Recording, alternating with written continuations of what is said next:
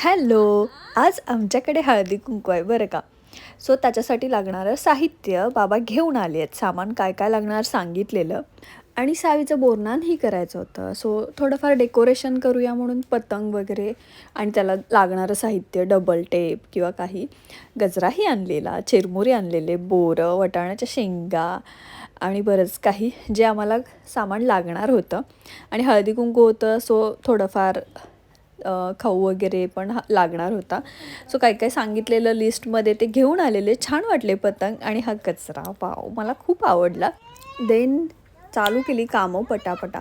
Balcony wash केली, घर सगळं स्वच्छ केलं, पुसून घेतलं आणि थोडीफार कामं वाटून घेतली. ते दिसत आहेत तरी मीही खूप काम केले बे. पाणी त्यांना आणून दिले. देन मीही बसले रांगोळी काढायला, कारण मला 1.5 तास तरी लागणार होता. मला छान अशी सिम्पल पण छान अशी रांगोळी काढायची होती. सावी हेल्प करते. सो फायनली तिला झोपवलं. म्हटलं ती झोपली तर मला व्यवस्थित रांगोळी काढता येईल. आणि हे जे काम आहे ते करायचं नाही आहे बरं का, तरी पण आम्हाला हे करायचं आहे. सो म्हटलं ठीक आहे करू देत. स्केल सापडेना, म्हटलं ती झोपली आहे तर ते आणि उगीच उठायची आवाजाने. सो हे पेपर घेतलं आहे, त्याने केलं छान होतं.